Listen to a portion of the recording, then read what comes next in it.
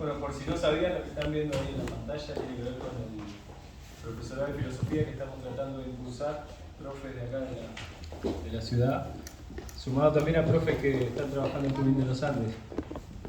Somos varios y con el tema del cambio de plan de media el año que viene van a haber muchísimos cursos que necesitan tener filosofía en primer y segundo año. Así que sabemos que va a haber una necesidad muy grande de profesores de la especificidad de la disciplina de filosofía y sabemos también que por más que se abra el año que viene no se van a poder cubrir, ¿no? O sea, no van a haber egresados automáticamente, pero sería una manera de empezar a procurar a mediano plazo que personas preparadas, que profesores, profesionales en esta disciplina puedan dar estas materias que se van a abrir en todos los primeros y segundos años de todas las modalidades del sistema medio. Así que bueno, vieron que ahí hay un código, se puede llenar si no lo hicieron todavía, no sé, capaz que ya lo llenaron o lo vieron por otro lado. Se llena un formulario básico con datos, no sería exclusivamente para alguien que quiere cursar, sino para acompañar el pedido que le estamos haciendo al Consejo de Educación.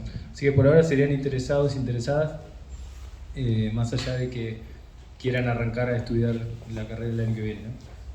Así que les agradecemos que se puedan sumar a este pedido y bueno, esperamos lograrlo.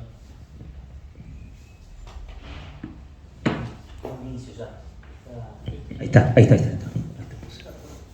no se escuche bien. Bueno, brevemente, antes que nada, muchas gracias por venir.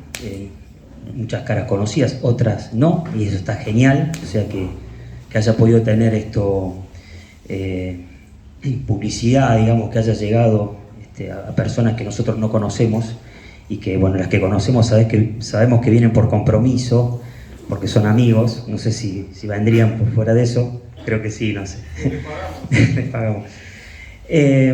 Bueno, la idea de esto, nos presentamos, somos docentes del IFD3 y del CEPEN 57, y lo que vamos a hacer, ya vendimos el profesorado, lo comentó muy bien ahí Pablo.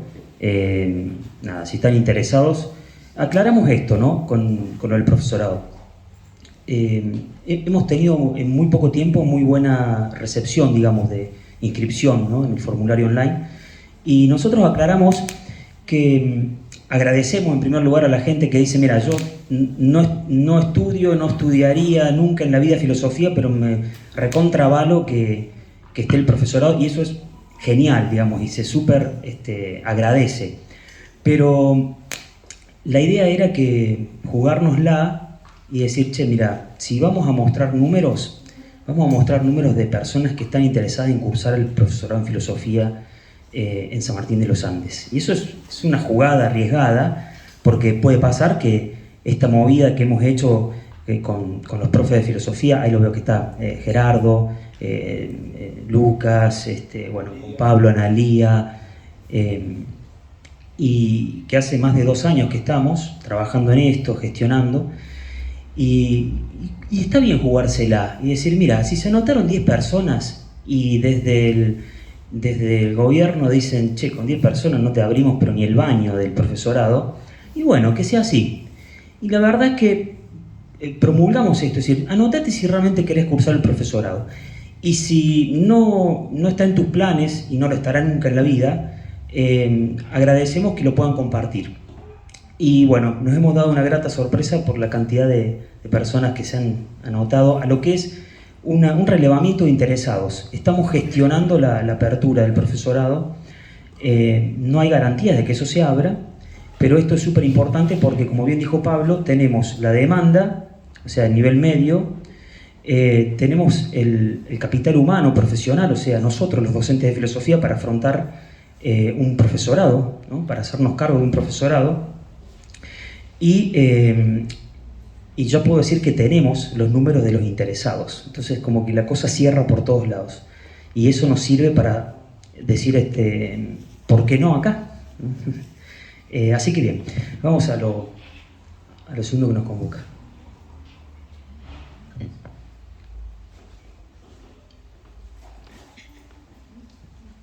Bien, somos un grupo de investigación del IFD3 y del CEPEN 57. Esto forma parte de un proyecto interinstitucional Este es el cuarto año, creo, que estamos con este proyecto, y bueno, como pasaron cosas, la pandemia, en algún momento pensamos en hacerlo por Zoom, pero era una lógica muy saturativa, o sea, vivíamos en Zoom dando clases, íbamos a hacer un Zoom de este evento. Entonces, ahora que ya el contexto es otro, dijimos, bueno, ¿por qué no hacerlo? Y que justo coincide también con esta solicitud, y está muy bien mostrar que este es un ejemplo más, una actividad más, entre otras tantas que estamos llevando a cabo y que se han llevado a cabo y que se vienen llevando a cabo a lo largo de los años por parte de los docentes de filosofía de San Martín de los Andes, ¿no? ya sea del IF3 y de otras instituciones.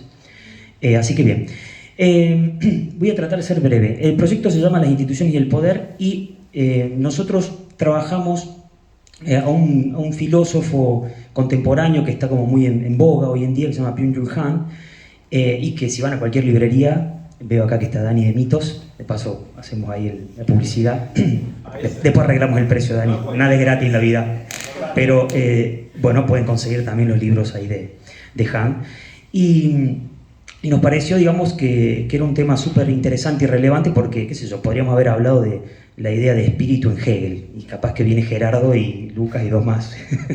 Entonces, el tema de la lógica actual del poder es un tema apasionante, muy interesante, porque desde la filosofía sabemos, desde Gilles Deleuze, que la filosofía es una lucha contra la estupidez humana. O sea, contra todo aquello que parece ser obvio, la filosofía tiene algo que decir, pero...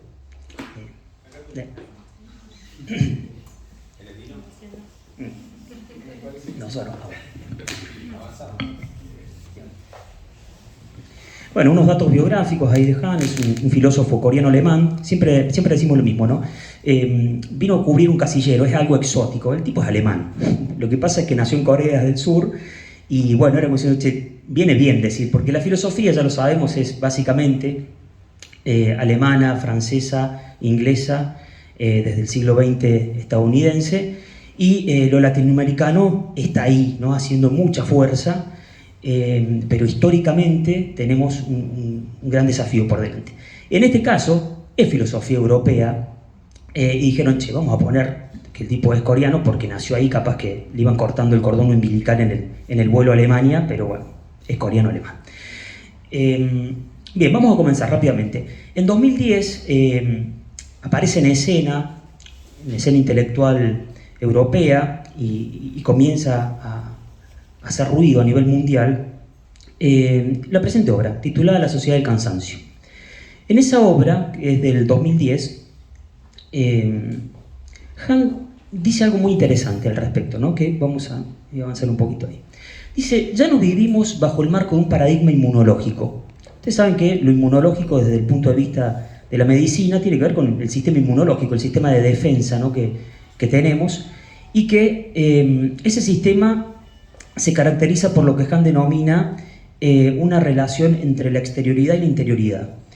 ¿Qué hace el sistema inmunológico? Bueno, nos defiende de un agente externo que de alguna forma nos invade. Entonces Han dice, el paradigma inmunológico es el paradigma de lo viral y lo bacterial.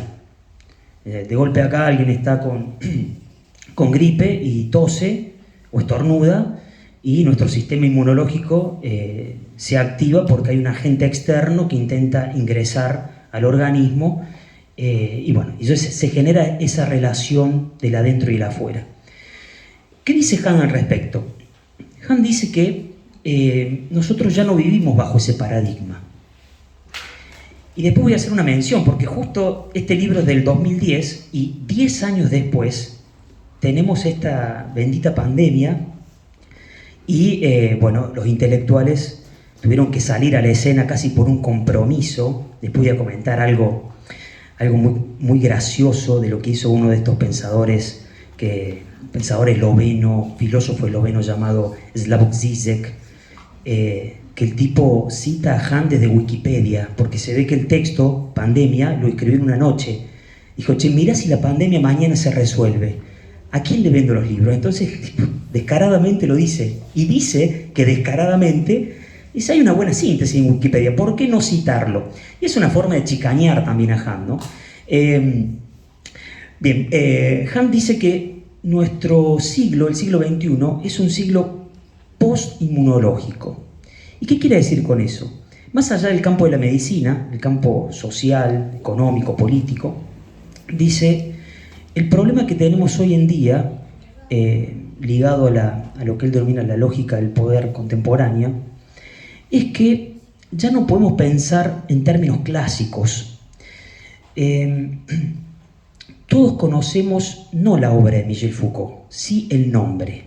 Todos, yo creo que Michel Foucault, no es que creo esto es un dato, es quizás está entre los 3-4 filósofos más conocidos de la historia de la humanidad.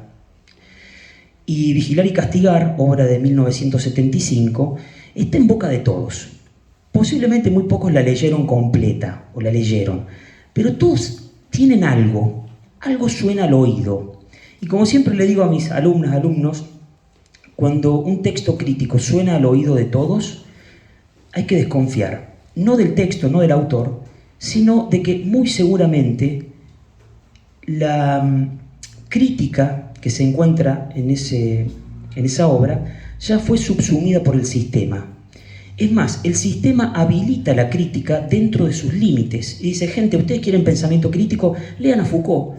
Y es como que uno dice, pero pará, sos Donald Trump diciendo, lean a Foucault. Claro, porque la lógica actual no es una lógica coercitiva, no es la lógica de la década del 70 en Latinoamérica, en donde había una restricción absoluta del conocimiento, donde había una coerción, una presión, una asfixia, una clausura. Esa lógica no va más.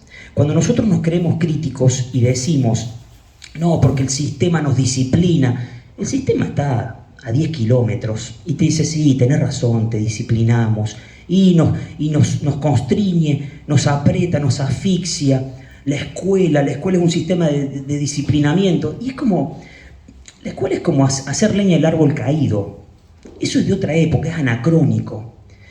Pero a todos nos suena, y curiosamente y paradójicamente lo que acontece es que hasta el pensamiento crítico se torna funcional al sistema, porque qué mejor que apuntar en una dirección en donde le vamos a pegar, pero vamos a pegar en un punto errado. El sistema está por otro lado, la lógica del poder, la dominación actual tiene otra lógica, tiene otro sistema, y nosotros seguimos hablando desde una crítica al sistema disciplinador. ¿Qué hace Han al respecto? Han dice, esa lógica disciplinaria es propia de un paradigma inmunológico, porque presupone la relación de un adentro y un afuera, la relación de oposición, ¿no? Amigo-enemigo, adentro-afuera, ataque-defensa. Eso es propio de otra época. ¿De qué época? De la Guerra Fría, por ejemplo. ¿Cómo se veía el otro? El otro era una amenaza. El otro, en aquella época, se dirimía entre ¿estás conmigo o contra mí? ¿Quién era el gran otro para el sistema capitalista? El comunismo. ¿Quién era el gran otro que amenaza desde esa exterioridad para el comunista? Y el capitalista, con Estados Unidos a la cabeza. Entonces, ¿qué dice Han? Ese otro es visto como un extraño, como alguien peligroso. Me interesó cuando Han menciona eso. Han mantiene un diálogo con Foucault, pero en realidad no es un diálogo en sentido literal. Foucault murió en 1984.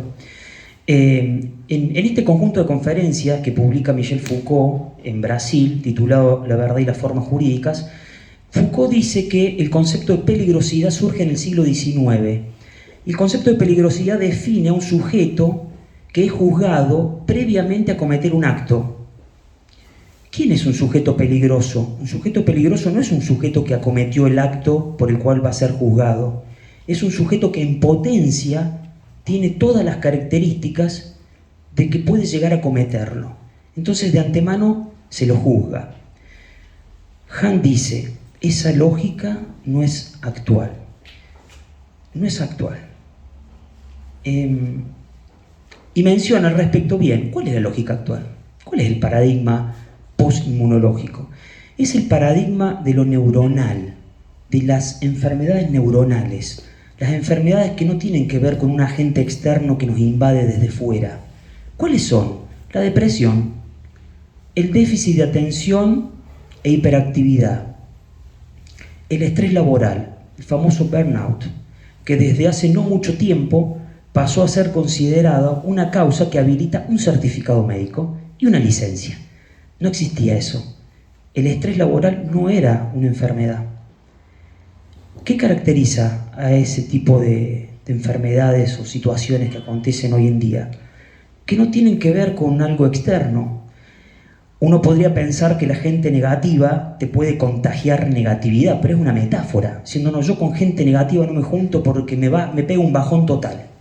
Bueno, técnicamente la depresión no se contagia. Nadie te estornuda depresión.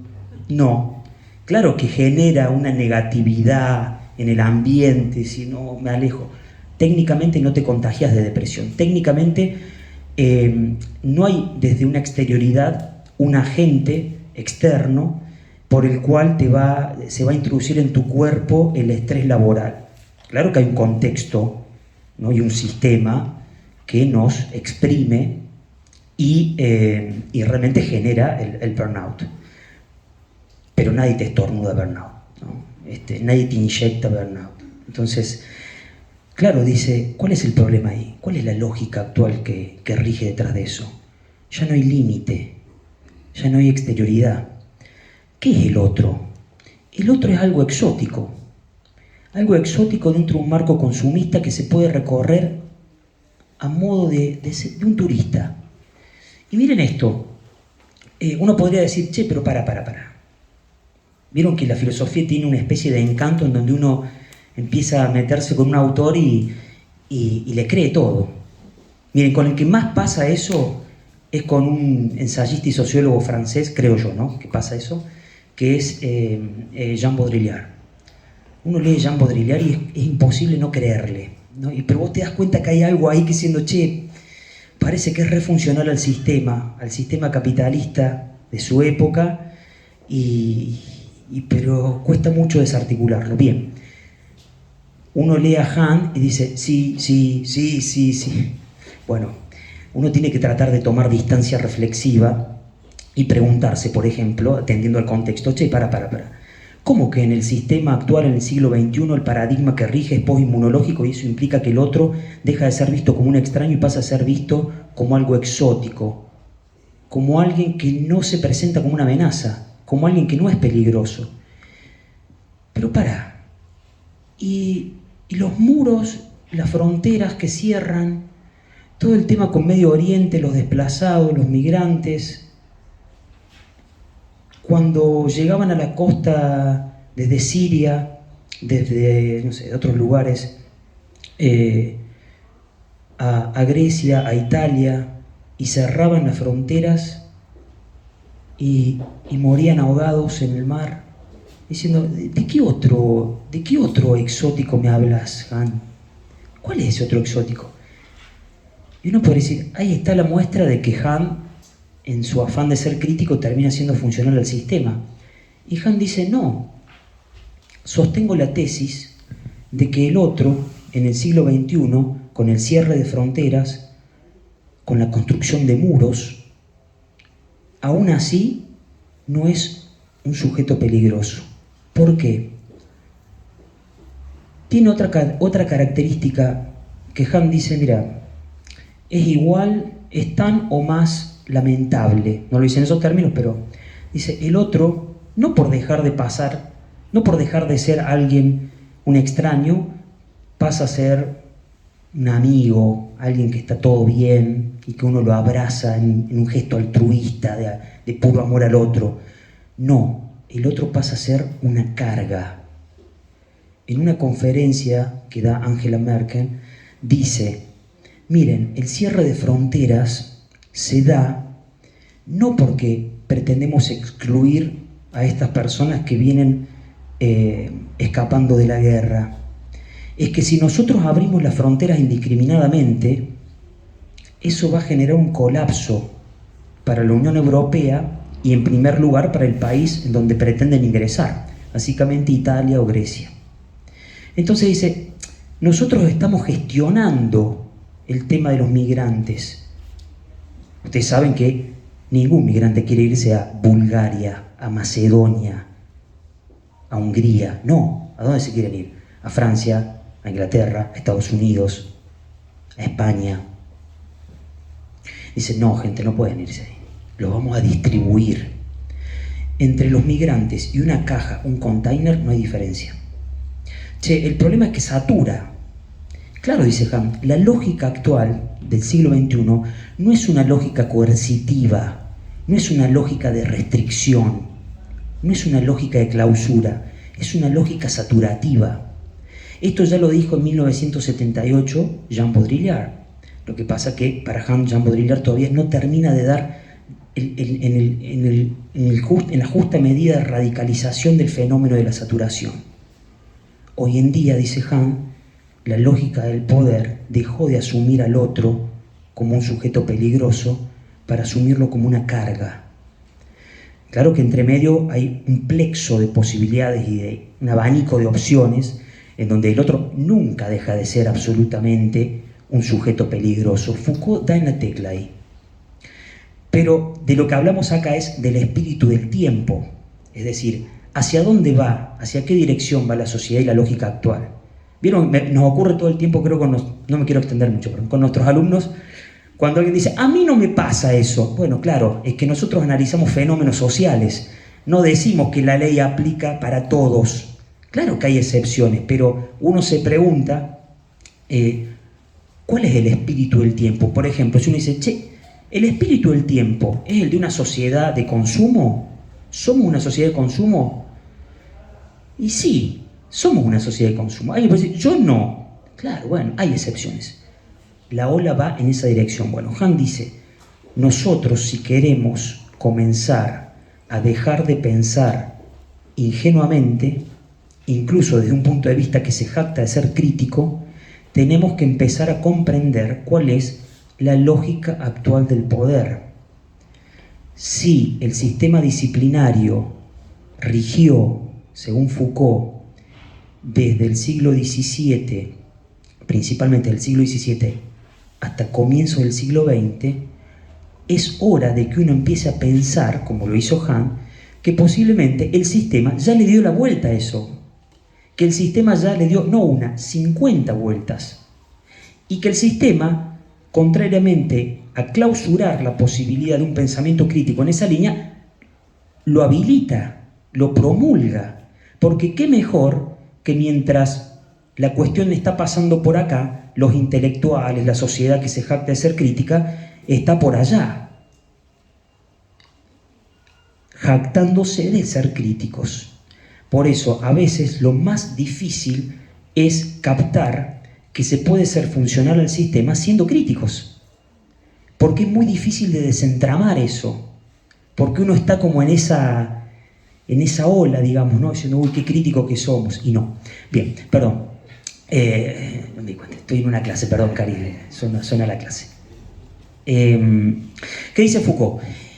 La sociedad clásica del paradigma inmunológico tiene que ver con la explotación en sentido clásico, donde hay un otro que me vigila, me controla y me explota desde fuera, ¿no? La sociedad actual tiene que ver con un fenómeno que se denomina de autoexplotación, pero no es una autoexplotación masoquista, que uno lo disfruta sabiendo que está siendo explotado. No, dice Hahn. Es una explotación donde el sujeto, contrariamente a ser consciente de su situación, considera que abraza una causa que es propia cuando no lo es. En otros términos, Hahn dice en una entrevista, vivimos en una sociedad, esto circula, está en todas las redes sociales esta frase, vivimos en una sociedad donde las personas se autoexplotan considerando que se están autorrealizando. Es como si fueras el empleado del mes de McDonald's y tu amigo de toda la vida te va a visitar y dice, che, ¿qué onda? Acá estoy. Ah, veo el cuadrito, sí, soy el empleado del mes. Che, ¿cuánto más te pagan? No. Es un sistema de puntos. Ok, ¿cuánto te pagan? No lo entendés. esto me hace a mí crecer, ¿no?, dentro de la empresa. ¿No ves que soy el empleado del mes? Y uno, clásico, diría, che, en mi barrio eso es explotación, lisa y llanamente. Hasta se ofenderían. Es como diciendo, no, yo me estoy autorrealizando acá. Se abraza una causa que no es propia. Un ejemplo y sigo. Creo que pasó con la marca Singer, de las máquinas de coser, creo que pasó acá en Argentina. ¿Qué pasó? Nada, eso habrá venido de ni siquiera deben haber sido los tatarabuelos. Ahora son accionistas que compraron la marca. Y bueno, vieron que los números no cerraban y dijeron, bueno, chao, nos dedicamos a otra cosa. Los empleados de la compañía aludían que la compañía no podía cerrar, que la empresa, que la fábrica no podía cerrar, porque representaba algo muy arraigado en su familia. Eran la tercera generación de trabajadores en esa marca, ¿no? Era una insignia, era una bandera. ¿Cómo puede ser que Singer cierre? Y del otro lado, los empresarios están diciendo, me importa un carajo si cierra. Si tengo que cerrar Coca-Cola porque no da, la cierro. La tradición, los años, eso que quede para los idiotas. Y los idiotas abrazan la causa, una causa que no es propia, pero que la asumen como propia. ¿Cuál es el problema de eso? Abrazar una causa que no es propia implica en alguna medida tomarnos el esfuerzo, el trabajo, el tiempo de aportar a esa causa. Y a eso Han llama autoexplotación. Una explotación, como vamos a ver, en donde, prometo ir más rápido ahora, en donde la libertad y la coacción, que históricamente han sido dos categorías contrapuestas, se fusionan, ¿sí? No son opuestas. Bien, ¿de qué habla Han? Dice, bueno, mira, el tiempo actual se caracteriza por una violencia de la positividad. Siempre lo explico en clases, que positividad no es que está todo bien, sino que es una expresión, una categoría que utiliza Han para mostrar la contraposición al concepto de violencia de la negatividad. Violencia de la negatividad, que es propio del sistema inmunológico y del sistema disciplinario, en los términos de Foucault, y de Deleuze, en tanto sociedad de control, tiene que ver con que la negatividad es todo lo que genera rechazo, lo que genera como un temor, ¿no? Como que eso que está ahí debe ser repelido. Entonces, ¿qué dice Han? Hoy en día la violencia es una violencia de la positividad, donde no hay límite, no hay exterioridad de la cual defenderse. Pero tenemos un serio problema. Ya no hablamos de explosión. El problema hoy en día es la implosión, porque la cuestión surge desde las entrañas del sujeto. ¿Qué otra cosa es la depresión sino eso? ¿Qué es la depresión? Algo que surge desde dentro. Claro que hay un contexto y un sistema que lo gesta, ¿sí? Pero la cuestión va por dentro. El burnout también. Bien. Bueno, acá hay una cita, ¿no? El otro inmunológico es lo negativo. Seleccioné esta cita por lo jodida que es. Hay citas mucho más claras, pero bueno, estudiamos filosofía. El otro inmunológico es lo negativo que penetra en lo propio y trata de negarlo. Lo propio perece ante la negatividad de lo otro si a su vez no es capaz de negarla. Negar la negatividad de lo otro es una forma de la afirmación de lo propio, ¿sí? El otro que intenta negarme de esa exterioridad debe ser negado como tal, debe ser negado como una amenaza, negado en el sentido de ser rechazado, ¿no? Entonces dice Han, la autoafirmación inmunológica de lo propio se realiza, por tanto, como negación de la negación. Lo propio se afirma en lo otro, negando su negatividad. Después compren el libro Mitos y lean la cita de la Sociedad del Cansancio. Bien, en 2014 Han publica Psicopolítica, y ahí queda bien explícito, en la Sociedad del Cansancio no lo había hecho, pero se presuponía, que el paradigma inmunológico es propio de la categoría de la biopolítica, ¿no? De la organización de la vida. Y ahí, por biopolítica, quien tenga conocimiento, lecturas de Michel Foucault, la biopolítica es un sistema de organización de la vida que Foucault desarrolla en detalle para contraponerlo a una forma de organización previa a la sociedad disciplinaria, previa al siglo XVII, en donde lo que se administraba no era la vida sino la muerte. Un ejemplo, en el mundo medieval, mira, la gente que trabajaba para el señor feudal Si se moría el otro día no importaba, importa un carajo, porque tengo más gente para trabajar ahí. Entonces administraba la muerte, se los mandaba a trabajar, vayan al campo. ¿Cuánto? No, dale de corrido, que se pudran. Y no tienen descanso, ¿para qué? Hay una excepción, la Segunda Guerra Mundial. La Segunda Guerra Mundial forma, creo, una excepción al sistema disciplinario, digamos que se va entrecruzando, pero que muestra eso. Los esclavos iban a las minas. Los esclavos, los que tenían ahí, los que no mataban, los que estaban en los campos de concentración. Iban a las minas a trabajar, ¿hasta cuándo? Hasta que se pudran, hasta que se mueran. No se administraba la vida. Foucault dice que a partir de mediados del siglo XVIII se da un giro en la comprensión de la organización, digamos, del sistema de control, y se dan cuenta que el cuerpo deja de representar lo que al comienzo de Vigilar y Castigar se denomina una retórica corporal del honor. El cuerpo deja de ser la representación simbólica de un principio formal, abstracto, elevado, como por ejemplo el honor. Un ejemplo, Foucault dice, se forma con disciplina un soldado, pero para que pueda llevar con honor la pica, que era un arma. El soldado, el cuerpo, los movimientos, el detalle de esos movimientos, la coordinación, acompaña y le hace honor a un principio, ¿sí? Uno veía al soldado y a lo lejos, dice Foucault, se identificaba. Allá está la figura del honor, de la rectitud, del patriotismo. Bueno, eso cambia a mediados del siglo XVIII. ¿Por qué? Porque el cuerpo pasa de ser un signo, una representación de un principio supremo, honorable. No se duerman, perdón, vos te otra. La hora. No me importa. Foucault dice que el cuerpo pasa a ser una máquina que se construye. Y entonces la biopolítica organiza la vida ya, porque el cuerpo es entendido en términos de docilidad y utilidad. ¿Sí? Se trata de obtener el máximo de utilidad de un cuerpo. Pasa a focalizarse la atención en el detalle, no en la totalidad. El poder, la coacción, la disciplina, aplica como si fueran agujas de acupuntura. No es un poder que cae sobre una totalidad. Bien. Un comentario de psicopolítica. No importa, háganme ahí. Voy a saltar.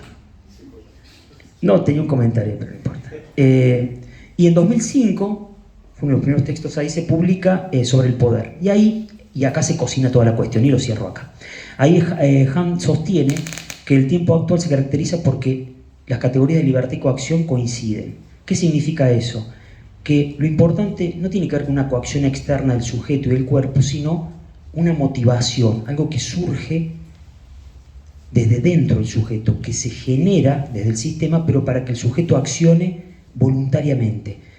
¿Qué dice Han al respecto? Que hoy en día el sujeto dejó de ser un sujeto pasivo, que es coaccionado, sino que es un sujeto activo, que voluntariamente, libremente, eso entre comillas, elige ser explotado. Yo diría, no tiene sentido.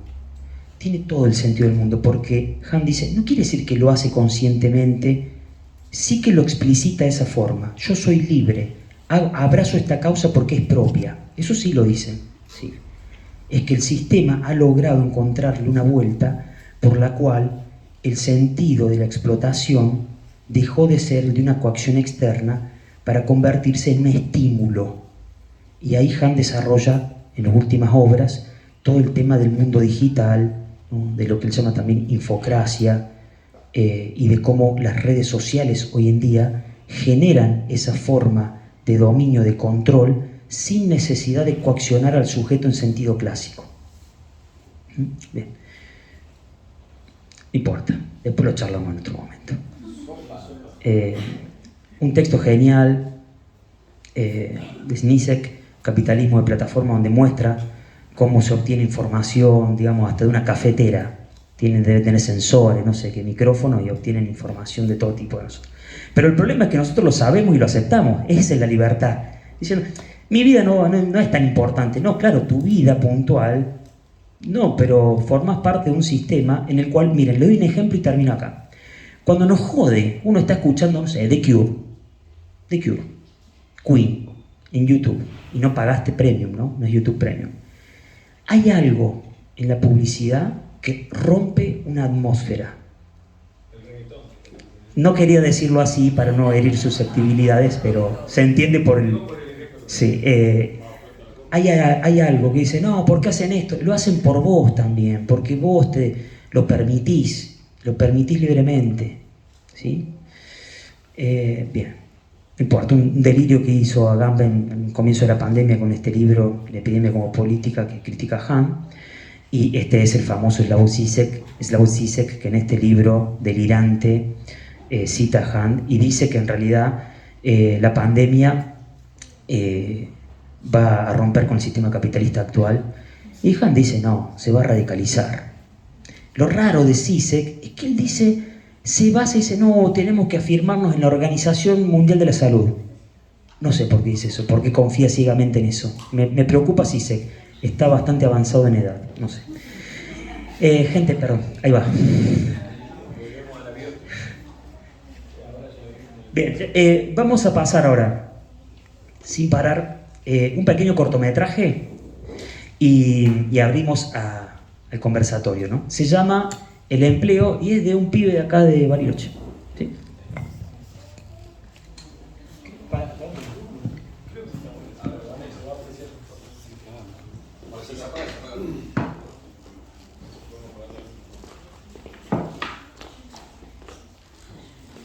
Por ahí alguien quiere hacer alguna pregunta hasta ahora. ¿Qué? El vivo.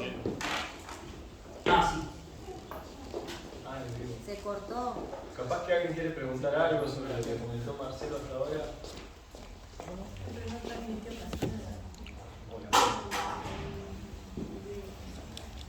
Marcelo, Sí. ¿cómo se pronuncia el último autor que nombraste ahí? Žižek. Ah,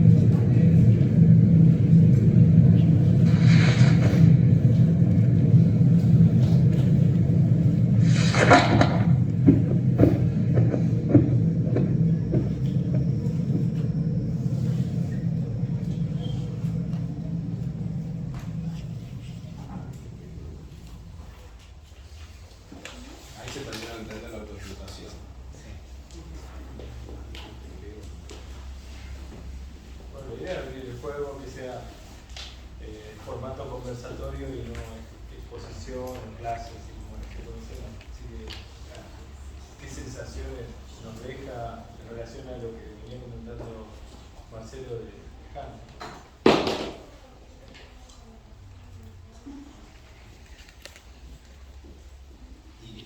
Pero somos un poquito así, ¿o? Porque yo me pregunto eso. O sea, ¿es ficción esto o es un reflejo de lo que...? Yo creo que cualquier persona se siente identificado. Por ejemplo, cuando arranca, que suena la alarma y prendés la luz, te vas al baño y todo eso, en general es algo cotidiano, creo, de las personas.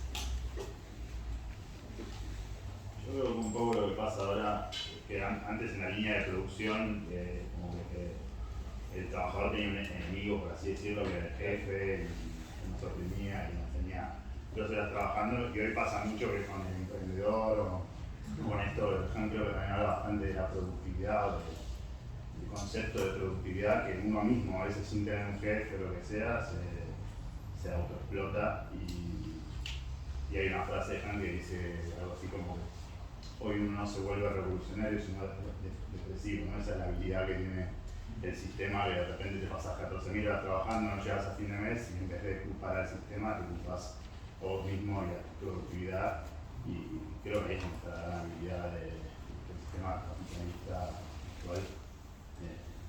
En vez de ese chip en la cabeza es muy difícil organizarse porque es muy difícil saber contra qué luchar. No somos nosotros mismos los que estamos poniéndonos en esta situación. Sí, porque... perdón. Lo que pensé como en los personajes del corto, como si estuvieran ciegos, como que no reaccionaran como deberían reaccionar, porque como que aceptan ser pisados o aceptan ser objetos, ¿no? Como no solo serlo, sino como que lo más siniestro es como la no noción de lo que le pasa a cada uno. Yo tengo una pregunta, porque el video en sí me pareció como una clara representación del sistema, pero Foucault se refiere a los intelectuales como los que estructuran el mapa para que funcione el sistema. Ahora yo me pregunto, ¿qué hacemos nosotros en general como sociedad para cambiar algo que ya tenemos como inculcado de forma inconsciente también? Porque es algo que, no sé, tratás de charlar con por ahí personas, pero incluso hay personas que no lo ven. Entonces, como sociedad... O sea, ¿qué hacemos? ¿Qué se podría hacer? Somos conscientes de eso. Más allá de pensar. Sí, igual somos conscientes de una parte, porque ella dice, yo veo que otras personas no son conscientes de cierta explotación. Yo puedo ser consciente de que mi trabajo me explota, pero ¿de cuántas otras explotaciones no soy consciente? Pero hay comodidad en culpar al otro. Oh, esto me da oprime, esto me explota y me encanta porque esa postura hace que yo me levante y es cómodo. Incómodo sería dejar sonar el despertador y seguir durmiendo. Muchas veces lo que hacen al final los empleadores, lo que decían es que cambió ese paradigma de cómo se trata al empleado. Antes era, no sé, laburar, nos vamos muy antes, laburar que te cago en latigazo. Hoy en día es ponete la camiseta de la empresa, ¿viste? Es como que te generan esa sensación de pertenencia, ¿no? Como para que vos te comas la película de que vos también, si la empresa avanza, vos avanzás, pero vos te quedás en el mismo lugar. A vos te están usando, así que... Somos un equipo. Claro, somos un equipo, somos una gran familia, ¿viste? Te la venden así. Te contaron, Con la pandemia, mucha conectividad, lo que pasa hoy es que el horario laboral, como que los límites están un poco más difusos, ¿no? Con el tema del home office o que la gente sigue laburando en su casa, maneja sus tiempos, pero en realidad no los maneja, o sea, está trabajando más horas que las 8 horas legales de antes. Pasa que también te hacen sentir un sentimiento de pertenencia y consumismo que te llena, pero a la vez te hacen sentir cada vez más vacío. Y es algo que nos están quitando hace mucho. Nos estamos. Claro, es el típico del palo con la zanahoria, ¿viste? En realidad yo también pensaba que el tema de la autoexplotación no solo pasa por el trabajo, sino por todos los roles que los medios nos imponen, ¿sí? Por ejemplo, hace no muy poco tiempo pasó el Día de la Madre. La madre tiene que ser la supermadre, la que está todo, la que tiene que sacrificarse por sus hijos, ¿sí? La mamá, la supermamá, y entonces cuando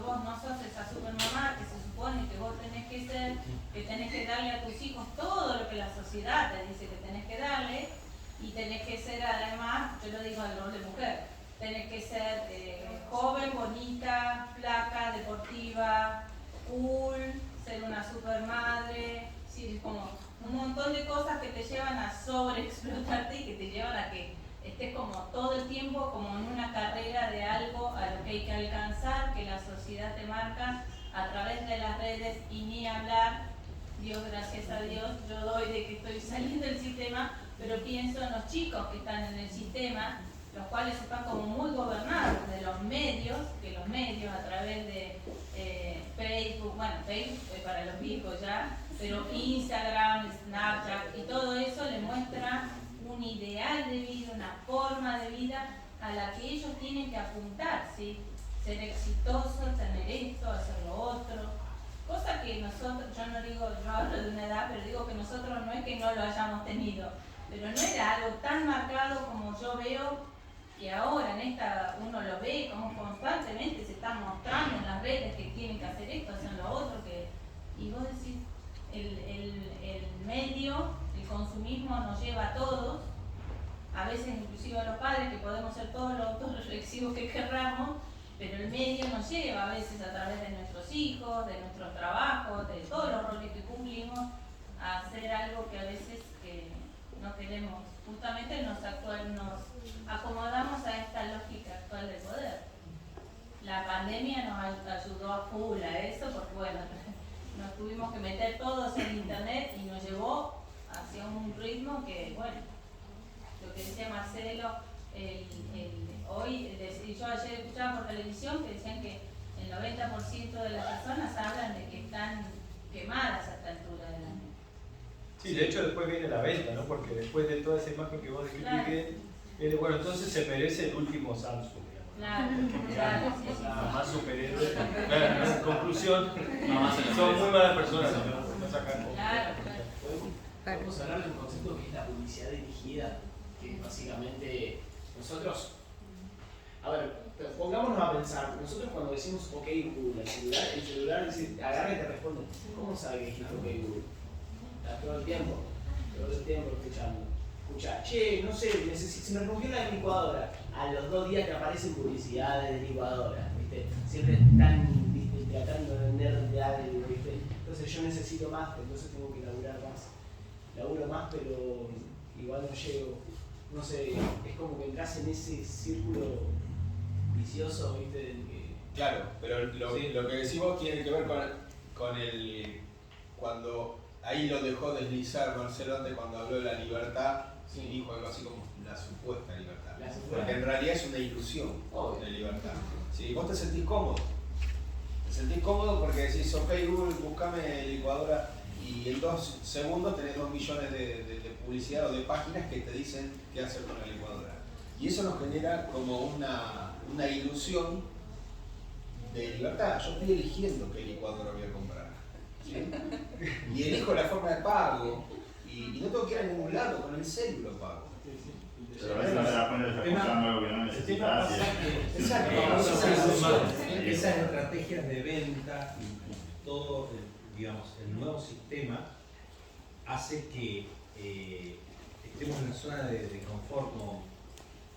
¿Por qué? Porque la inteligencia artificial hace que a vos te sigan apareciendo, si a vos viste una película en Netflix que te gustó, te sigan apareciendo de las mismas. Y así con lo que lees, con lo que ves, y te va dejando en tu currículo y no sacándote el pensamiento crítico, porque vos te seguís manejando en lo que vos te conocés, en lo que vos te gusta, y no te pone otra cosa. Y no sé si estoy dispuesta a sacrificar la sensación de normalidad, no, como se les diría. Yo pertenezco a una sociedad, esto es normal, no exprimo, pero dejar eso de lado es mucho sacrificio en cuanto a pensamientos, valores y condiciones de... Claro, porque la inteligencia artificial mata el pensamiento crítico. Para mí es fundamental el pensamiento crítico. Yo creo que ante esto, el pensamiento crítico es lo fundamental. Tener pensamiento crítico, para eso también sirve la filosofía. Cuando dijo ella, muy claro lo que dijiste, yo también, como a veces hay cosas que otros no ven, que vos dijiste en un momento. tener pensamiento crítico. Yo leí dos libros de Hahn y la verdad encontré, dicho inteligentemente, cosas que yo pensaba pero medio rumiaba sola, ¿no? Estas cuestiones. Pero poder tener pensamiento crítico te permite, como vos decís, eso de que te ofrecen más, dije yo, bueno, la cortás, ya está, ya sé qué es esto, listo, ¿qué vas a hacer? Me están manipulando, me están manejando, me quieren vender, no vamos a respirar billetes, no vamos a respirar plata. Mirás el Amazonas, destruyeron todo, el océano lleno de plástico, o sea, la plata, esto no nos va a dar aire para que respiremos, o sea, tenemos que trabajar mucho el pensamiento crítico y me parece genial que haya filosofía en las escuelas. Yo me copé cuando entré a la facultad y soy psicóloga, tuve filosofía, me encantó, la materia esa me copó. Después la dictadura me puso un candado en la facultad y cerró. Eso es otra parte de la historia, tuve que hacer un montón de cosas, pero el pensamiento crítico yo creo que es. La pregunta tenía que ver con cómo juega la idea del deseo en esta cuestión de la autoexplotación. Digamos, las redes, la lógica de las redes nos transforman en unos sujetos deseantes que en el fondo son los que terminan sosteniendo esta autoexplotación. Yo creo que hay una lógica de clausura saturativa. O sea, y digo que es clausura saturativa, no clausura en el sentido clásico, digamos, de restricción, sino que es una lógica de algo que no puede detenerse, ¿no? De hecho, el mejor ejemplo es el consumo desenfrenado, pero que se clausura por el propio acto de saturación. Es como que se pierde el horizonte de sentido de qué significa desear. Como Tinder. Claro, como que ya el camino está hecho, digamos, más. Si vos querés conocer a alguien, lo normal es que te bajás una aplicación y eso te allana el camino y no tiene nada de malo. Pero como que es algo que siempre sucedió antes de los celulares. O sea, tener una cita, conocer a alguien. Tinder creo que es el mercado mercantilizando las relaciones. Sí, o sea, todo en el fondo el mercado va ocupando todos los ámbitos de la vida, ¿no? Te imaginan todo, básicamente. Sí, pero es gratis. No conozco mucho de eso. No, es más, de la provincia te cobran un impuesto. Va, por lo que me dijo el CEL.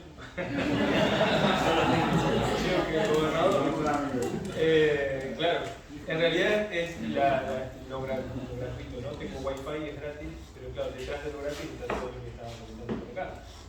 Cada vez que vos digas algo o busques algo, tenés que realmente verificar. Y alguien vende esos datos a grandes empresas que venden productos y ahí está la rueda, ¿no? Y ahí la ilusión de la libertad. ¿Qué cosa? Que Tinder es asumir el sujeto en el mercado, no es algo nuevo. Cambia el nombre, cambia la forma, es lo mismo. Es el sujeto en el mercado, las emociones en el mercado, de otra forma. Yo mucho tiempo hubo una pregunta muy importante acerca de este tema, que no sé, me gustaría tirarla por si quieren reflexionar al respecto. Hay algo que da mucha ansiedad en la sociedad y lo he notado, que es el hecho de que somos conscientes de que estamos cambiando nuestra libertad por la comodidad, como decíamos antes. Pero mi pregunta es, ¿somos conscientes de ello? ¿Por qué no lo cambiamos? Más allá de la comodidad, hay un algo que nosotros no estamos viendo. Se llama agotamiento. Sí. Claro, por eso sociedad cansada. Y es un agotamiento que no deja de lado el querer, digamos, porque también cuando Hahn dice que uno lo elige también. Ocurre que, claro, que el concepto ahí en la categoría de elección, lo que implica sería de supuesta libertad, Hahn lo aclara diciendo no va en contra de su voluntad, digamos, no es que los empujan literalmente, digamos, a optar por una u otra opción. Lo que pasa es que ahí no lo había desarrollado, pero Hahn contrapone a la biopolítica a la psicopolítica y dice que Foucault no llegó a desarrollar, incluso en los últimos cursos del Collège de France, no llegó a desarrollar eso porque en realidad no lo vio.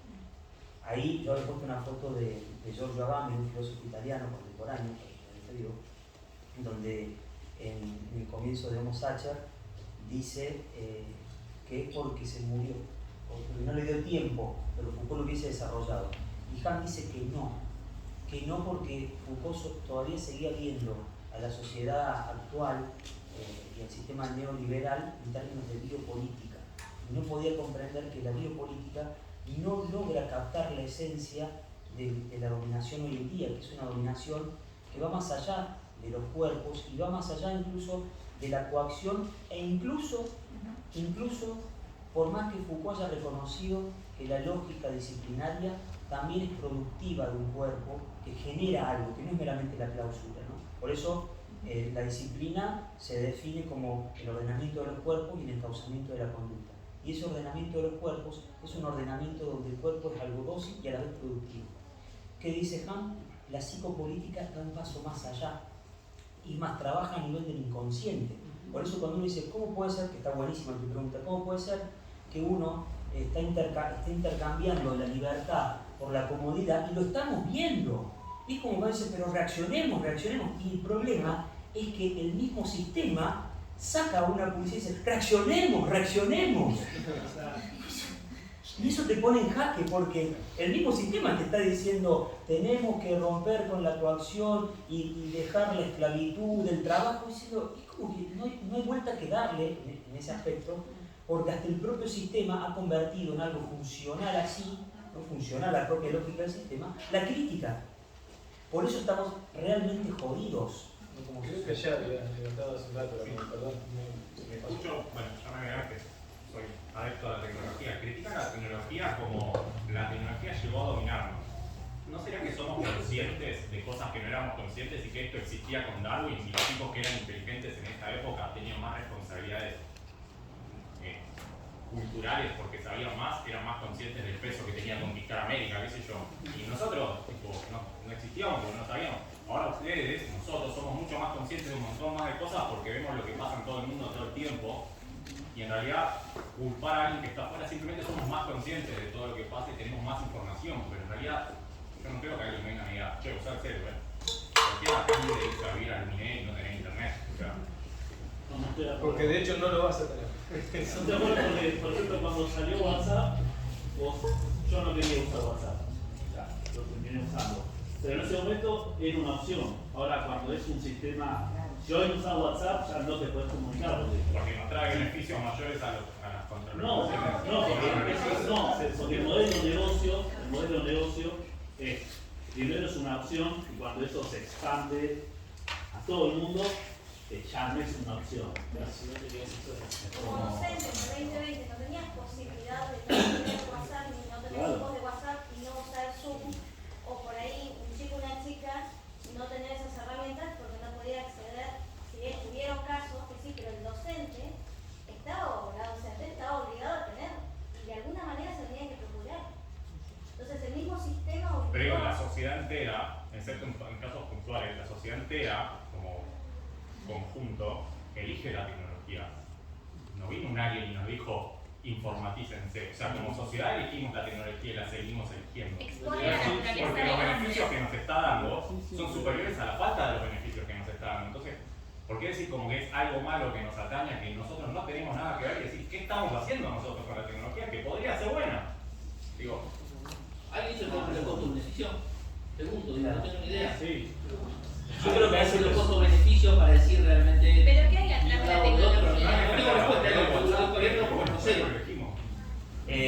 Está bueno el planteo, yo pienso que, refiriéndome a lo que ha dicho Hahn en ningún momento dice que la tecnología es el problema, en todo caso es el uso.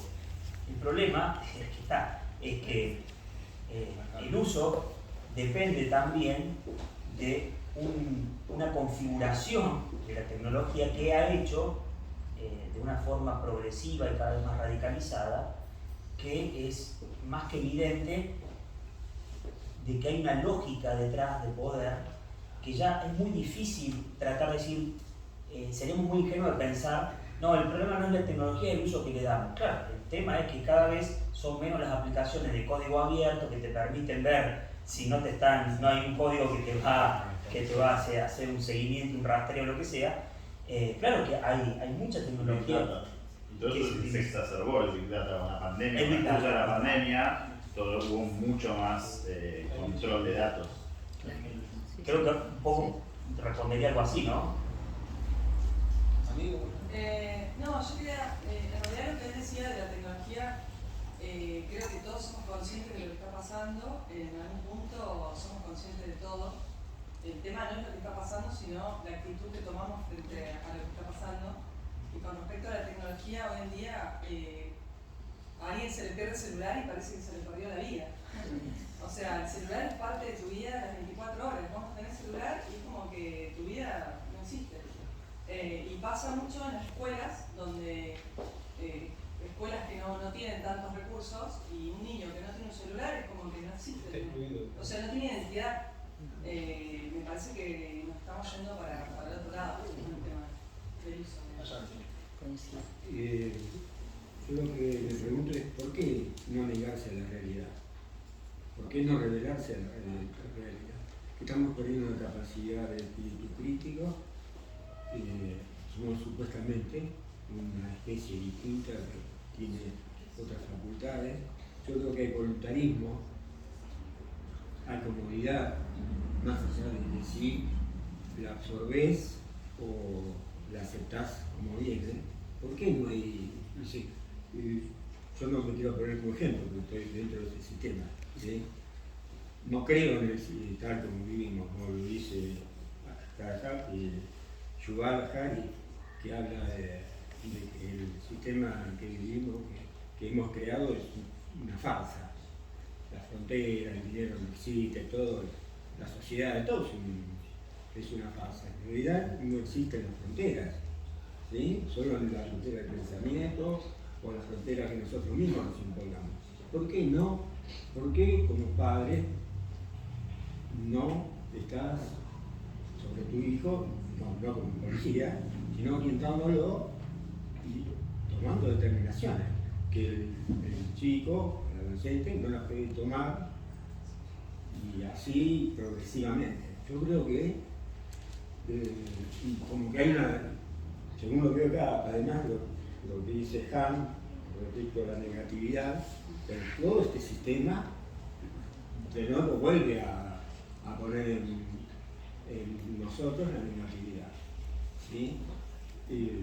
¿Por qué no? ¿Por qué no revelarse? No, eso no lo entiendo.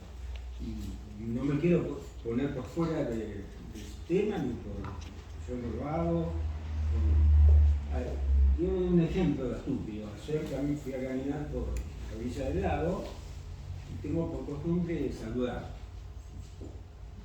Nadie me pudo contestar. Me saludó. Estaban todos enchufados. ¿Por qué no revelarse eso? Claro, más que no te vieron, no te escucharon, no iban por el celular. Yo también pensaba, hay una esperanza, como pasó por lo que decía la docente. Nosotros tuvimos en la pandemia estos grupos con alumnos, grupos de docentes y drive, y todo lo que teníamos. Yo digo, hay una esperanza que esto empiece a revertir como empezó a pasar, que si yo no tengo ya grupos con alumnos, me niego a tenerlo, pero empecé a escuchar, hagamos un solo grupo, o ya no modelo grupos, o ya no tengo Facebook. Hay una esperanza de que esto revierta en una conciencia social y empiece a tomar algo de esto. Pasarle el pelo a la Sí. Hay un capítulo en la Sociedad del Cansancio que se titula El aburrimiento profundo y dice que la sociedad actual mantiene una relación de hastío con el aburrimiento. Y Han ve ahí una posibilidad, más que nada ve un antecedente, digamos, de cómo se fundó la cultura. Y dice, el problema es que hoy en día, cuando uno dice hay una posibilidad de por qué no nos revelamos al sistema, uno presupone algo.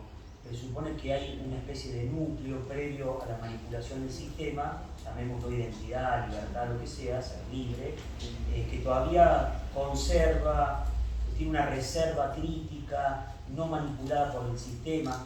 Y el problema es que todavía podemos pensar en esos términos, y esas eran cuestiones que tenían digamos, un gran caudal, digamos, en el marco de la sociedad disciplinaria, en el marco de la psicopolítica, es muy difícil porque nosotros elegimos por algo que previamente se nos configuró de esa forma, ¿no?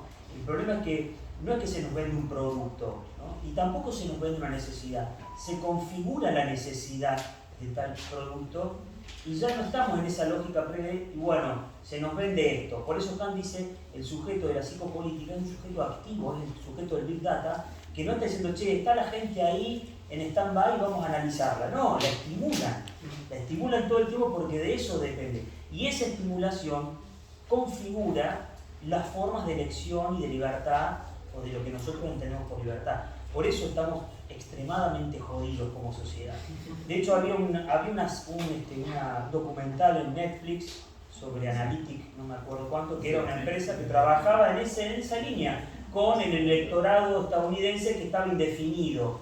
Y entonces ahí hay un trabajo, ¿no?, inconsciente. Facebook lo contrademandó siendo que trabajaba para ellos, Sí. y los culparon a ellos, y encima desarrollaron un algoritmo que básicamente podía decidir qué ibas a pensar incluso a futuro, para poder incluso usarlo para tus elecciones, que de hecho ese algoritmo sigue estando y tiene prácticamente toda tu información, pero es un algoritmo individual para cada uno, o sea, literalmente hay una versión virtual de cada uno, que no solamente está viendo lo que querés ahora, sino lo que vas a querer más adelante. Entonces, o lo que querés escuchar.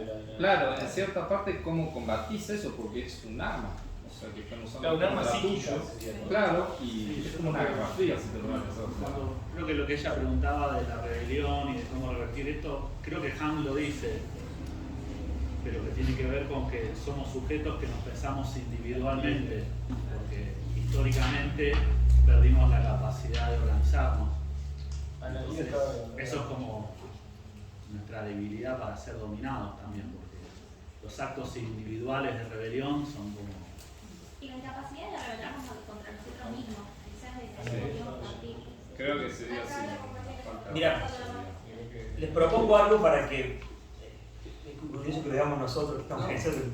No, pero por ahí, para que darle un lugar, mira, trajimos también para que puedan, podamos comer, tomar algo, y había le damos la palabra a Analía, compañera de filosofía, y si les parece, hay una segunda etapa que va a desarrollar Miguel, pero posteriormente a poder tomar algo, comer algo si quieren. Quiera hacer algo en cualquier momento, quiera hacer algo. Y bueno, pero Ani, te había levantado la mano ahí para poder cerrar. Bueno, buenas tardes. Reconozco que no soy lectora de este pensador, pero sí me interpela varias cuestiones. Por un lado, me parece interesante, y pregunto también, ¿no?, si él está pensando críticamente el sistema capitalista hegemónico, o sea, de un país hegemónico está hablando, ¿no? De alguna manera él está recuperando la criticidad de la primera escuela de Frankfurt. O sea, el tipo está leyendo, díganme ustedes, a Marx y a los primeros pensadores de la escuela de Frankfurt, y no lo dice, ¿o qué? O sea, como una pregunta también, ¿no? Porque parece que estuviera recuperando a Marx en algún punto, que según la exposición. Y claro que no lo leo al final. Eso por un lado. Y por otro lado, respecto a la lógica del poder, pienso en los actores intervinientes en esa lógica, y ahí me parece está la beta hegeliana de este Hans, respecto de que se está reproduciendo una lógica, o sea, la dialéctica opresor-oprimido, y en el video estamos viendo el lugar del oprimido, o sea, la imagen claramente es desde un actor que está siendo oprimido por un sistema, ¿no? Y por lo que escuchaba acá, también todos estamos como en ese lugar de enunciación desde el ser oprimido, y además ubicados en países de economías dependientes, empobrecidos, etc. O sea, estamos haciendo un esfuerzo importante para pensar, ¿no?, cómo salir de esta lógica opresora. Eso por otro lado, los actores intervinientes, y fundamentalmente pienso en el video, por lo menos lo interpreto así, ¿no?, en la subjetividad que estaría criticando Hans, y que no sé si él propone algo, ¿sí?, ¿sí? O sea, o se está limitando solo a interpretar lo que sucede o pretende transformarlo. Digamos. Estaría en la tesis 11 de Feuerbach todavía ahí, que se dice la tesis que tenemos que dejar de interpretar el mundo, de lo que se trata es de transformarlo. Entonces me parece también eso, ¿no? Si él solamente está describiendo o pretende algo más. Y lo que observo, según el video, que es bastante, o sea, es horrendo, ¿no? Todo lo que se puede observar y todo lo que podríamos representar ahí, o decir respecto al video, ese paradigma solipsista en el que estamos atrapados, ¿no? El video muestra un sujeto encerrado en sí mismo, hay un entorno que yo, la categoría de exterioridad la abordo desde otros lugares, ¿no? Me dedico a la filosofía latinoamericana y desde otros lugares. Y me parece que ese paradigma solipsista es el que hay que superar. Digamos. No estamos solos, como se muestra en el video, tenemos que animarnos a ver que trascender ese paradigma, ¿no? Y que justamente en ese video se sigue reproduciendo esa lógica, la dialéctica del amo y del esclavo, porque el empleado sigue reproduciendo en su seno familiar esa dialéctica. Eso es lo que habitualmente de hecho sucede, ¿no? Las lógicas opresoras se llevan a los senos familiares y ahí tenemos, bueno, el lugar de la mujer, el lugar de los niños, bueno, como cosas cosificadas, ¿no? Y él obviamente también cosificado, o sea, me parece que es como bastante para trabajar en muchas cuestiones. Bueno, y eso por lo menos como para comentar lo que me interpela, digamos, el filósofo y el filósofo. Bueno, voy a tratar de ser muy breve. Así hacemos el corte. Sí, es un corte. En primer lugar, el tema de la alienación, y si uno piensa por ahí, ligándolo con Hegel, ¿no? La investigación que hace Marx de Hegel, el tema de la alienación en Kant da una vuelta, da un giro, porque ya no está pensando en los términos de una sociedad disciplinaria donde presuponemos dos sujetos, ¿no? La víctima y el verdugo, o el opresor y el oprimido. Porque esa lógica sigue siendo para Kant una lógica dialéctica clásica. Lo que dice Kant, que justo fue lo que utilizamos ahí como texto, una cita de la Sociedad del Cansancio donde dice: el hombre depresivo es aquel animas laboram que se explota a sí mismo, a saber, voluntariamente, sin coacción externa. Él es al mismo tiempo verdugo y víctima. En la misma figura del mismo sujeto se conjuga el explotado y el explotador, ¿no? Claro, eso propia la dialéctica del amo y del esclavo hegeliana. Sí, pero Kant le da una vuelta porque hay un punto en donde ni siquiera se puede plantear esa distinción entre esas dos figuras de los dos sujetos, ¿no? Lo que se me viene ahora, ¿no? Que recuerdo del texto de Kant que menciona. Y después, lo otro que mencionabas, venía ahí justo la cintura de la escuela de Frankfurt, él no ha hecho en sus obras mucha alusión a la escuela de Frankfurt, o sea, sí a Foucault, a Gamben, a Zizek, pero mira, hay algo que vos mencionaste, esto iba a decir, ¿no? Es la crítica que le hace Slavoj Zizek en este libro Pandemia, donde él dice que la postura de Kant y la denuncia, digamos, del sistema capitalista actual está muy centrada en la crítica en una perspectiva eurocéntrica, primermundista, que se está pensando en el CEO de una empresa. Esa es la crítica que le hace Zizek en Pandemia, en el libro. Y yo creo que es injusta. Creo que es un poco injusta porque cuando uno ve, es más, en lo que se basa Zizek para argumentar en contra de Kant, hablando de los latinoamericanos, hay trabajos en Latinoamérica que siguen el modelo de explotación fordista y bueno, y por ahí hay alternativas. Y da ejemplos rarísimos que hablan de una persona recontra europea que nunca en su vida se interiorizó, digamos, con Latinoamérica, porque pone el ejemplo de las cuidadoras de ancianos. Sí, mirá que hay trabajos acá, ¿eh? Es decir, tenés un comercio, una carnicería, una verdulería, sos empleado doméstico. No, las cuidadoras de ancianos. Y el modelo del del trabajo, de la explotación clásica en los países subdesarrollados. En realidad habría que hacer una crítica a la crítica de Zizek, es decir, que no la está viendo, que está hablando así a ciegas, es Zizek, ¿no? Yo creo que no hay que pensarlo meramente la explotación en esos términos de la sociedad primermundista, porque, como bien lo dijo Claudia, no solamente en el mundo del trabajo, ¿no? Se filtra, digamos, en la forma de vida que llevamos. Nosotros, y lo sabemos muy bien como docentes, hablando específicamente del mundo laboral, con el tema de la pandemia y de las clases virtuales por Zoom. Para el que no lo sepa, creo que todos han tenido clases por Zoom, si no son alumnos, alumnas, no nos controlaban. Es más, nos pedían, che, ¿no? Te vas a dar un Zoom de 80 minutos, que tu clase presencial es de 80, estamos en pandemia, 40, una hora, pero... Y lo curioso es que no había un sujeto, un tercero, alguien desde fuera que nos controlara. Uno se controlaba y se regulaba a sí mismo. Y estábamos ahí y dábamos las clases y nunca ningún directivo, y lo agradezco, un voto de confianza, nunca ningún directivo, nadie ingresaba al Zoom a ver si estábamos ahí, qué estábamos haciendo. Y trabajamos, bueno, en general, en general no ocurría. Quizá trabajaron más que si fueran clases normales, que dedicarle más horas. Algo que me refiere más también a Marx, bueno, yo leo Marx, o sea, es el tiempo de vida, que es en el video, ¿no? Sí. El tiempo de vida, que es una crítica también que Marx hace, ¿sí?, al capitalismo, ¿no? Entonces eso también para estar atentos a lo que estamos vendiendo y lo que estamos comprando. En definitiva estamos vendiendo y comprando tiempo de vida.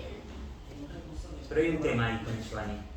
Cuando vos decís hay que ver lo que estamos comprando y vendiendo, vos presuponés que el propio sujeto que compra y vende no es el producto. Y acá Han dice que es el propio sujeto el producto, que se compra a sí mismo. Todos los sujetos que estaban en el video eran el mismo sujeto. Pero cuando vamos a comprar una licuadora, ahí hay tiempo de vida. Por más que lo hayan hecho máquinas, hay operarios. Las condiciones materiales están ocultas. En ese sentido, va parte de la crítica de Zizek a Han cuando dice lo que no está visibilizando es que el sistema de producción fordista sigue existiendo. Lo que pasa es que se ha llevado cada vez más a una periferia cada vez más periférica. Entonces, por ejemplo, dice, en China no ensamblan más nada. O sea, si uno piensa que en China es la fábrica del mundo, no, terciarizan a otros países asiáticos más periféricos. China no es periferia, al contrario, pero periféricos históricamente. Y entonces, en ese sentido, yo creo que es interesante la tesis de Han para no tratar de encasillarla en los criterios de evaluación reflexiva crítica clásicos, porque cuando uno piensa en qué es lo que está vendiéndose, claro que hay tiempo de producción ahí y uno está de alguna forma comprando eso. Pero tengamos en cuenta también que la sociedad actual del Big Data, toda esta movida actual de lo digital, cada vez va en lo que Han llama una forma de desmaterialización de las relaciones comerciales, no dice nada nuevo, y hoy en día lo que más compramos y vendemos no es producción material, o sea, de hecho por dos razones. Primero, porque lo que más valor tiene es información por sobre el producto. O sea, ya vamos por el lado de la digitalización. Entonces, de entrada, el mundo contemporáneo, desde una visión crítica del capitalismo actual, no puede seguir focalizando en términos marxistas clásicos de producción y de tiempo de trabajo del obrero de una fábrica, que claro que existe y que, como bien decimos, lo que analizamos no es una regla que es para toda universalización, sino el espíritu del tiempo. El espíritu del tiempo es un espíritu de desmaterialización, donde el valor en aumento del producto no es el valor de un producto material, sino de información, ¿no?, de algo material, y que esa crítica está extremadamente correcta y está extremadamente elaborada, y el problema que tenemos hoy en día es que el sistema me parece que le está dando una vuelta de tuerca. ¿Alguien cuestiona el sistema de explotación clásico? De que alguien dice que no es así, no está a la vista, está re a la vista y se está luchando porque eso deje de funcionar de esa forma. Ahora, nosotros tenemos que habilitarnos también la posibilidad de pensar como nueva lógica del poder qué está ocurriendo con la venta de la información. porque la comercialización y la explotación en sentido clásico la tenemos muy trabajada. Lo que no tenemos tan trabajado es el manejo del Big Data, de cómo se nos manipula desde el inconsciente, digamos. Cuando decimos podemos liberarnos, podemos romper las cadenas, el sistema, claro, el problema es, estamos presuponiendo una reserva no trastocada por el sistema, podemos elegir, digamos, desde ese lugar que todavía no está manipulado. Entonces eso, en el sistema de producción material clásica que se discute desde el marxismo clásico, es muy claro, es muy claro. Hay tiempo de vida ahí, ¿no? que se está consumiendo y que se está explotando el plus de valor del producto, ¿no? por el tiempo de trabajo del obrero, que está muy trabajado. Lo que no tenemos muy en claro es esto que está pasando ahora, y por eso cada vez que vamos a pensar críticamente y hacemos planteos absolutamente genuinos y súper válidos, ¿qué posibilidad tenemos? Tendríamos que pensar si el contexto, empezar a pensar los presupuestos. Yo diría que un buen punto es, empecemos a pensar los presupuestos de la propia pregunta. ¿Tenemos posibilidad de romper con el sistema? Perdón, ¿desde dónde nos paramos para hablar de la posibilidad de romper con el sistema? De que hay todavía una reserva subjetiva, crítica, que no ha podido ser atravesada por el propio sistema. El problema es que el sistema ya se ha apropiado hasta del pensamiento crítico. ¿Quieren un ejemplo bien concreto? ¿Por qué nosotros leemos Vigilar y Castigar de Foucault? Porque se tradujo. Ahora, basta con que... ¿Y por qué se tradujo? Porque empezó a mover. ¿Y por qué empezó a mover? Porque el sistema se dio cuenta, che, esto no nos toca en nada. Nada, ni me pellizca. O sea, entonces digo, dale, y vende. Pero es crítico, pero no nos toca, está neutralizado. Entonces, desde el vamos, los intelectuales, en general, claro, los intelectuales manejan 4 o 5 idiomas, pero incluso hay obras súper críticas que en el propio idioma no se publican, o están en editoriales independientes y no llegan al público. Si vos vas a cualquier kiosco de diario y revista, Vigilar y Castigar, te la tiran por la cabeza, te la dan de vuelta. Che, ¿te puedo vigilar y castigar? No tengo 10 pesos. Sí, dame. ¿Qué edición es? Está corregida, es la última. Buenísimo, dale. Ahí hay algo para pensar. El pensamiento crítico actual debe ser un pensamiento que se replantee los propios supuestos de la crítica. Pero entonces yo podría metaforizar el tiempo de cierta forma, de decir, me estoy consumiendo a mí porque estoy gastando tiempo en algo que luego voy a consumir. Pero ahí es donde me pregunto, entonces, en base a lo que usted estaba diciendo recién, me pongo a analizar, entonces, ¿qué está por fuera del sistema? Nada está por afuera del sistema más que nuestra esencia, pero nuestra esencia la estamos consumiendo, por ende. Mira, Kant tiene por momentos, si uno lee La Sociedad del Cansancio, no hay demasiada buena perspectiva. Con el tiempo quizás le fue dando una vuelta y se fue abriendo la posibilidad de que, bueno, mira, yo creo que hay cosas que pueden estar por principios cerradas quizás, o sea, clausuradas, diciendo, che, estamos al horno, pero existe algo que, digamos, no sé llamarlo, por lo menos los postestructuralistas denominan, mira, hay una imposibilidad que no puede dejar de ser pensada. Si es imposible la idea de liberación bajo cualquiera de sus formas, ya sea clásica, actualizada, o sea, contemporánea, como lo quieras ver, si existe una forma de pensar la categoría de crítica, de liberación, yo creo que hoy en día es una urgencia y es algo que no podemos, ante lo cual no podemos claudicar, o sea, no podemos negar. Incluso si estuviéramos de acuerdo, tuviéramos demasiada información para decir, ya estamos al horno. Bueno, será algo imposible a lo cual no podemos negarnos y no debemos negarnos. No debemos negarnos. Bueno, hacemos un corte. Bien. Cargamos la...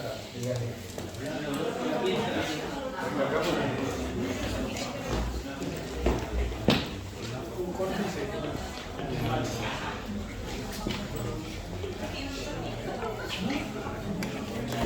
Yo me quedo con el